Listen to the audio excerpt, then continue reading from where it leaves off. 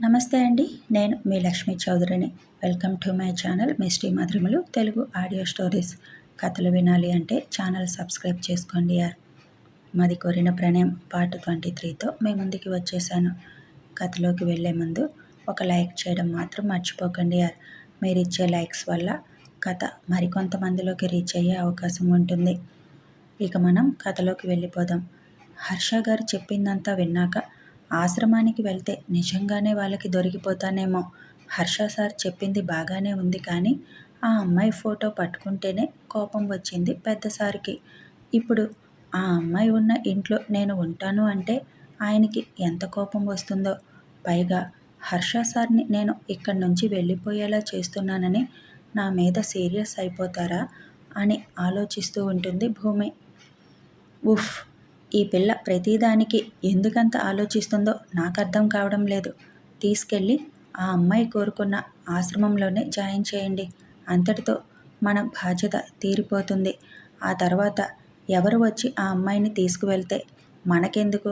ఎంత చెప్పినా కూడా ఇంకా ఆలోచిస్తుందంటే ఏమనుకోవాలి అని కోపంగా అంటాడు దక్షత్. ఆ మాట విన్న భూమి, నేను ఆ ఇంట్లో ఉండడం మీకు ఇష్టమేనా పెద్ద సార్ అని అంటుంది తల వంచుకొని. నేనేమన్నా మా ఇంట్లో ఉండొద్దని నిన్ను అన్నానా? ఇప్పుడు అక్కడ ఉండొద్దు అనడానికి నన్ను విలన్ని చేస్తున్నావు అందరి ముందు అని సీరియస్గా అంటాడు దక్షత్. ఆహా, నేనేమీ అలా చేయడం లేదు అని ఇంకేం మాట్లాడకుండా మీ ఇష్టం హర్ష సార్ అని అంటుంది. ఒరేయ్, నువ్వు అంత సీరియస్ అవ్వకు. భూమి అడిగిన దాంట్లో మీనింగ్ నేను చెప్తాను విను. ఉదయం అక్షయ ఫోటో పట్టుకుంటేనే నువ్వు కోపడ్డావు కదా. ఇప్పుడు అక్షయ ఉన్న ఇంట్లో తను ఉంటే నువ్వు ఒప్పుకుంటావా లేదా అన్నది తన భయం. అంతేనా భూమి అని అడుగుతారు హర్ష గారు. అవును అన్నట్లు తల ఊపుతుంది భూమి. నేనేమి రాక్షసుడిని కాదులే, మరి అంత కఠినంగా ఉండడానికి అని దక్షత్ అనగానే చివ్వున తలెత్తి చూసి మళ్ళీ వెంటనే దించేస్తుంది. ఆ రోజు నేను అన్నది వినేసినట్టున్నారు ఈ రాక్షస్ అని అనుకుంటుంది భూమి. మామ, నువ్వు తనని మీ ఇంటికి తీసుకువెళ్తాను అంటే నాకేమీ అభ్యంతరం లేదు, కానీ అక్షయ వస్తువులు కానీ అక్షయ రూమ్ కానీ ఎవ్వరికీ ఇవ్వడానికి నేను ఊరుకోను. అలాగే అక్షయ స్థానాన్ని తనకు ఇస్తానన్నా కూడా ఊరుకోను. అక్షయ అక్షయనే, ఈ నల్లత్రాజు నల్లత్రాజునే. నువ్వు కూతురుగా చూసుకున్నా నాకేమీ అభ్యంతరం లేదు, కానీ అక్షయ ప్లేస్ తనది అంటే మాత్రం ఊరుకోను అని చెబుతాడు దక్షత్. బాబు, అక్షయ స్థానాన్ని నేను ఎవరికీ ఇవ్వను. తను నా మొదటి కూతురు అయితే భూమి నా రెండో కూతురు స్థానాన్ని తీసుకుంటుంది. నాకు ఇద్దరు కూతుర్లు అనుకో ఈ రోజు నుంచి అని అంటారు హర్ష గారు నవ్వుతూ.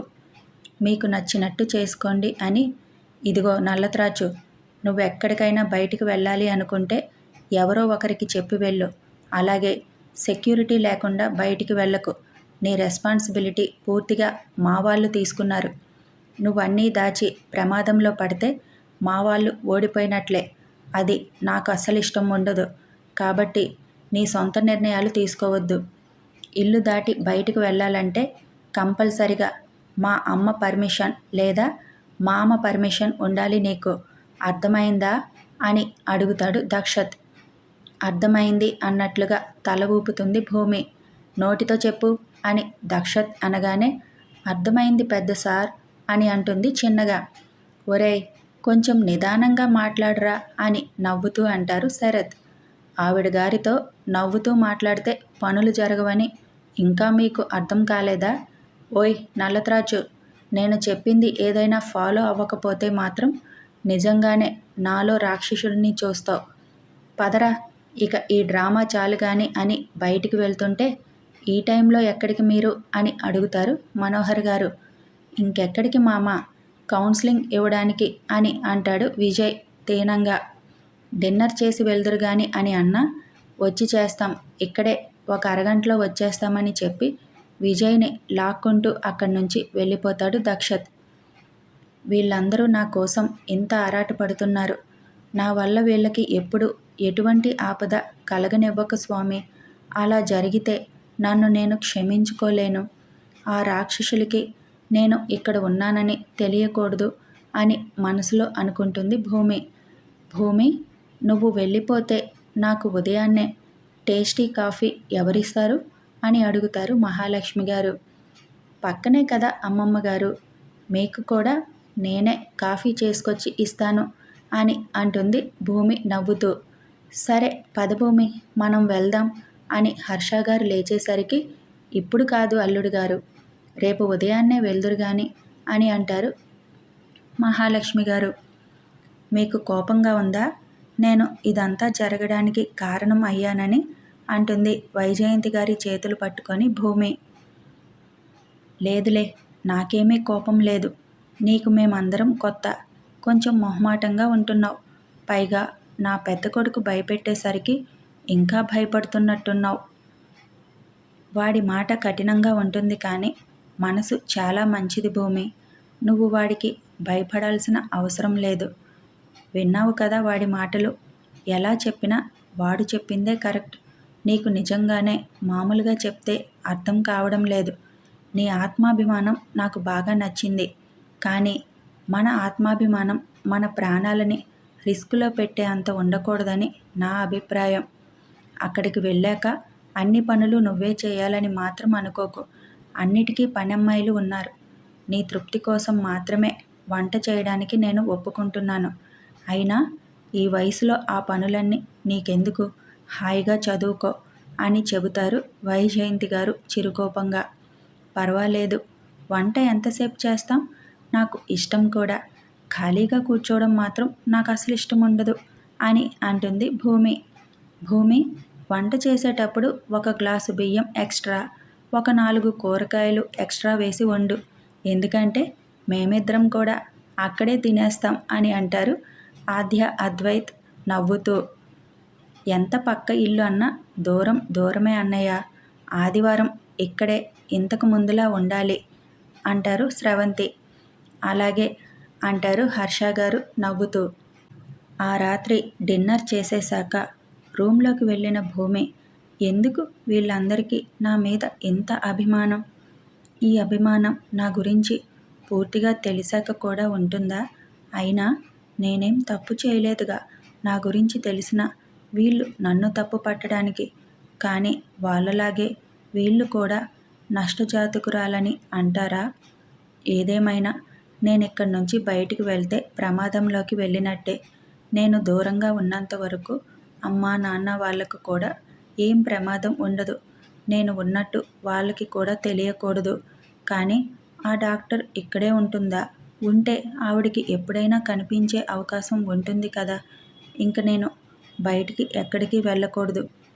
వెళ్ళినా మాస్క్ లేకుండా అస్సలు వెళ్ళకూడదు. చాలా జాగ్రత్తగా ఉండాలి అని ఆలోచిస్తూనే గడిపేస్తుంది చాలాసేపు భూమి. అమ్మాయి గురించి అన్ని జిల్లాలలో వెతికించాలని మనుషుల్ని పంపించింది ఆ భద్రావతి. ఎక్కడ ఉందో ఏంటో అర్థం కావడం లేదు. కనీసం ఒక్క ఫోన్ చేస్తే మనం కూడా అక్కడికి వెళ్ళిపోయి ఎక్కడికైనా దూరంగా వేరే రాష్ట్రానికైనా వెళ్ళిపోయే వాళ్ళం. తనని తీసుకొని కనీసం మనకి ఫోన్ చేయలేదు అంటేనే మనల్ని ఎంత వద్దనుకుందో అర్థమవుతుంది అని భారతి గారు బాధగా అంటారు తన భర్త శేఖర్తో. కోపంగా ఉండక, వద్దనుకోక ఎలా ఉంటుంది? ఆ రోజు తను అడిగిన మాట ఇప్పటికీ నా గుండెను పిండేస్తుంది భారతి. నన్ను చంపనైనా చంపండి కానీ వాళ్ళకి మాత్రం అప్పగించకండి నాన్న అని తను ఏడుస్తూ అడిగిన మాట నన్ను నిలువున దహించి వేస్తుంది. ఎలా పెంచాలి అనుకున్నాను నా కూతుర్ని. కానీ ఏం జరిగింది? అందరి తండ్రులలాగే నేను భయపడి కొడుకు కోసం కూతుర్ని రాక్షసుల చేతికి అప్పగించేశాను. ఆ పాపం మనల్ని వదలదు భారతి. ఈ ఊర్లో నా కూతుర్ని గొప్ప చదువులు చదువుకున్న అమ్మాయిగా నిలబెట్టాలి అనుకున్నాను. కానీ చివరికి ఒక దోషిలా నా కూతురు ముందు నిలబడిపోయాను. ఏ రోజన్నా నా కూతురు కనిపిస్తే తన కాళ్ళు పట్టుకొని క్షమాపణ అడుగుతాను భారతి. అప్పుడు కానీ నా గుండెల్లో ఉన్న భారం పోదు. చాలా ప్రయత్నించాం కదా భారతి, మనం తనని తప్పించాలి ఇక్కడి నుంచి అని. కానీ ఆ రాక్షసులు ఎలాంటి వాళ్ళో మనకి తెలుసు కదా అని అంటారు ఆయన బాధగా కన్నీరు కారుస్తూ. మనం తనని అప్పగించినా అప్పగించకపోయినా వాళ్ళు తనని బలవంతంగా అయినా తీసుకువెళ్ళిపోతారని మనకి తెలుసు కదా. అందుకే కదా కనీసం కొడుకు ప్రాణాలు దక్కించుకుందాం అనుకున్నాం. అయినా మన బిడ్డని మనకి ప్రాణాలతోనే మళ్ళీ అప్పగిస్తానని వాళ్ళు మాట ఇస్తేనే కదా మనం అప్పగించాము. కొద్దిగా కష్టపడినా మళ్ళీ మన దగ్గరికి చేరుతుంది అనుకున్నాం. కానీ తర్వాత తెలిసింది వాళ్ళు మన బిడ్డని ఏం చేయబోతున్నారు అనేది. ఆ రోజు మనం తెగించి ధైర్యం చేసి ఉంటే బాగుండేదేమో అని ప్రతి క్షణం నాకు అనిపిస్తుందండి. కానీ జరిగిపోయిన దాన్ని మార్చలేము. ఇప్పుడు మాత్రం ఎక్కడ ఉన్నా నా బిడ్డ క్షేమంగా ఉండాలని కోరుకోవడం తప్ప ఇక ఏమీ చేయలేను. ఏనాటికైనా తనని చూస్తామన్న ఆశతో బతకడమే మనం ఇంకా అని అంటారు భారతి ఏడుస్తూ. అక్క ఎక్కడికి వెళ్ళినా క్షేమంగానే ఉంటుందమ్మా. అక్క కొంచెం ధైర్యవంతురాలే కదా. అందరూ ఇలాంటి రాక్షసులే ఉండరు కదా. ఎవరో ఒక మంచివారు అక్కకి హెల్ప్ చేస్తారు. అక్క ఎప్పుడు అంటుంది కదా నేను కలెక్టర్ అవుతాను అని. ఏమో అలా అయ్యి మన ముందుకి వస్తుందేమో. మీరు బాధపడకండి. నేను కొంచెం పెద్దయ్యాక అక్క ఎక్కడున్నా వెతికి మన దగ్గరికి తీసుకొచ్చేస్తాను అని అంటాడు వాళ్ళిద్దరి కళ్ళు తుడుస్తూ భరత్. నువ్వన్నట్లే మీ అక్క క్షేమంగా ఉంటే చాలు నాన్న. ఏదో ఒకరోజు మనల్ని తను చూడడానికి తప్పకుండా వస్తుంది అని అంటారు భరత్ని హత్తుకొని తల్లిదండ్రులిద్దరూ. ఉదయాన్నే హర్ష గారు వాళ్ళు ఇల్లు మొత్తం శుభ్రం చేయించగానే భూమిని తీసుకొని హర్ష గారు ఆ ఇంటికి వెళ్తారు. విజయ్ కూడా ఇక నుంచి అక్కడే ఉంటానని వాళ్ళ వెనకే వెళ్ళిపోతాడు. తలుపు తీయగానే పద భూమి, ఇంట్లో మళ్ళీ దీపం వెలిగించడానికి నీ రూపంలో ఆ దేవుడు నాకు ఒక కూతుర్ని పంపించాడు. మొదట నువ్వే అడుగుపెట్టు అని హర్ష గారు అనడంతో, ఒసేయ్ నష్టజాతకురాలా, నీ పాదం ఎక్కడ పెడితే అక్కడ సర్వనాశనమేనే. నువ్వు ఎదురు వస్తే ఇక పనులు అయినట్టే. ఉదయాన్నే ఎందుకు ఆ దేవురు మొహం వేసుకొని ఎదురు వచ్చావు? ఎన్నిసార్లు చెప్పాం? ఆ మొహానికి ముసుగైనా వేసుకో, లేదు అంటే మేము వస్తున్నామని తెలియగానే ఎక్కడైనా మూలన కూర్చో అని మాటలతో చెప్తే అర్థం కాదు కదా నీకు. నడువు ఆ నిప్పుల్లో.